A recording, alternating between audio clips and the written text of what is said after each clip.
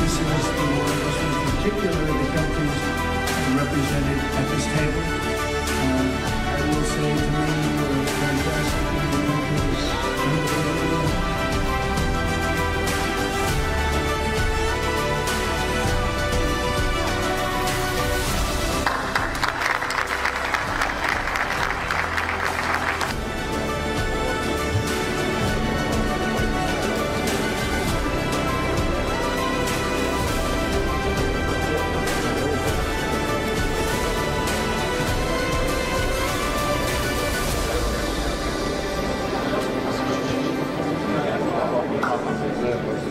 استقبل القيادة الشجاع المحبة للسلام والذي ساهمت جهوده في إنهاء الصراع وتحقيق الأمن والتنمية في منطقتنا بل وفي العالم أجمع. اسمحوا لي أن أدعو فخامة الرئيس الأمريكي دونالد ترامب إلى الانضمام إلى قادة العالم.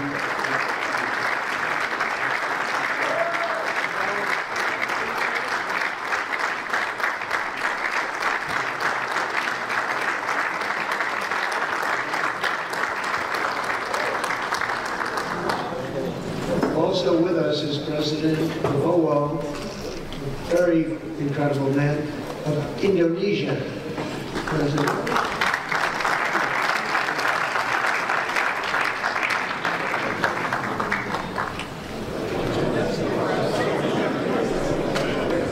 So thank the Board of Peace for letting us and I just want to thank everybody. This is really a special occasion. Thank you all very much. We'll see you soon. Thank you.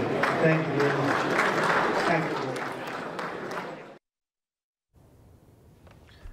Ya, tadi itu kita lihat gambar yang menampilkan sejumlah kepala negara, sekitar 20 kepala negara yang hadir dalam perdamaian penghentian perang Gaza atau istilah itu KTT Perdamaian Gaza ya, di Sharm el-Sheikh di kota Mesir ya. Ya, itu kota untuk memang spesialis untuk perundingan-perundingan internasional. Oh gitu ya? Ya, itu kayak di kalau Amerika itu Camp David. Camp David gitu ya. Kalau di kita Bali. Di kita di Bali. Ya, atau dulu Bandung ya waktu ACC Afrika. Oke, nah, itu tempat yang tertirah lah. Ya. Nah, itu. Yang dipilih untuk satu nyaman, peristiwa sejarah besar, yang sangat penting. Betul.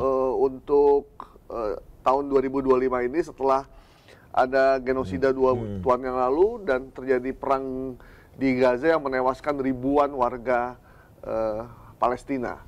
Nah, Mas, ini apa yang bisa kita syukuri dari pertemuan ini? Karena ada yang mengatakan ini pertemuan tanpa kehadiran yang bertikai.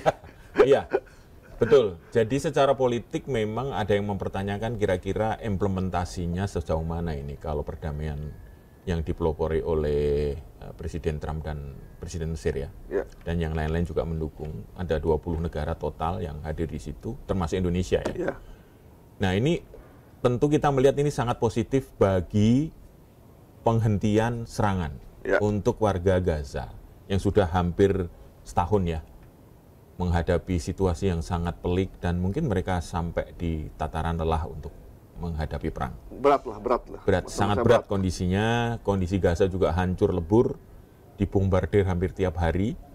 Dan sekarang ya harus berhenti dengan perdamaian ini. Dan yang lebih penting lagi adalah misi perdamaian itu masuk. Misi kemanusiaan. Baik itu sifatnya untuk bahan makanan, obat-obatan, dan mungkin normalisasi mereka yang warga Gaza yang selama ini juga sangat menderita. Nah, itu mungkin akan normal kembali dalam waktu sementara ini. Ya, sisi positifnya itu. Sisi positifnya adalah setelah mereka menderita selama beberapa tahun, ada yang bilang bukan cuma sekedar genosida, ini adalah benar-benar sebuah penghancuran yang besar-besaran dari sebuah etnis. Secara sistemik, walaupun tidak hancur-hancur juga. Betul. Tapi mereka juga butuh nafas, butuh waktu untuk jeda hidup. Dan itu ditandai dengan adanya kumandang azan di Gaza ya, dan disambut sukacita oleh warga masyarakat di sana. Jadi meskipun ada pro dan kontra juga dengan situasi ini, karena ada yang bilang ya Israel nggak bisa dipercaya, nggak bisa didiamkan, tapi tetap harus diperangi. Cuma kita juga harus melihat Bagaimana kondisi secara kemanusiaan, bagaimana kalau kita yang berada di situasi itu. Kita paling menghadapi kemacetan. Ya. Sekali-sekali demo gitu. Iya. Tapi kalau di sana Waduh. bukan cuma kemacetan, tapi Hidup terancam mati. kehilangan nyawa. Betul. Dan kekurangan segala macam. Yang paling menyedihkan adalah bantuan yang tidak bisa datang, tidak bisa masuk, dan mesti kita akui bahwa kita tidak berdaya dengan situasi ini. Akhirnya tawaran damai ini pun diterima oleh Hamas. Ya. Ya. Sebenarnya tidak sepenuhnya diterima sih, karena gini, secara politik memang agak susah karena ada isu-isu sensitif yang harus diterima oleh dua pihak yang sedang bertikai lah, dalam tanda kutip ya, satu Hamas, satu Israel. Jadi dua-duanya ini kayaknya tidak hadir di situ, di Mesir, di tempat itu, di tempat yang dianggap bersejarah oleh Presiden Trump sama beberapa kepala negara sebagai inisiator perdamaian gitu. Nah, ternyata memang ada banyak alasannya masing-masing ya.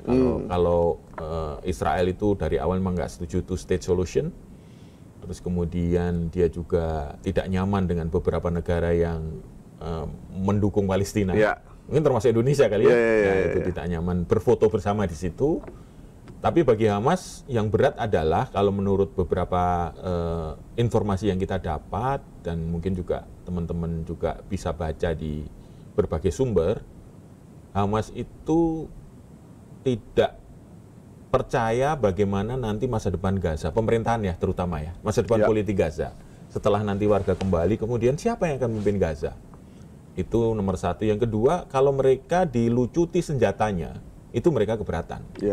Kenapa? Karena ya kalau nanti mereka udah berkali-kali dibohongin soalnya. Berkali-kali dibohongin. Yang kedua kan ini orang-orang ini komitmennya sejauh mana sampai mengawal nanti benar-benar perdamaian itu ada gitu. Ada zona demilitarisasi. Itu seperti apa juga belum jelas konsepnya. Jangan sampai hanya kesepakatan di atas kertas, tapi dalam implementasi di lapangan kembali ke seperti itu. Terjadi pembunuhan segala macam dan mereka tidak berdaya juga. Iya, artinya ya harus ada jaminan bahwa Israel menaati itu gitu dalam apa ya?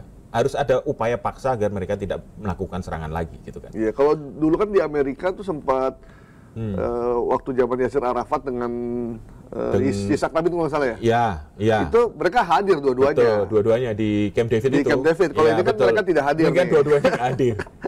Bahkan otoritas Palestina juga nggak tahu ya si Mahmud Abbas seperti apa perannya. Tapi yang mereka sepakati adalah mereka melepaskan para sandera ya, masing-masing. Ya, sandera semuanya dibebaskan, baik dari pihak Israel maupun dari pihak Hamas ya.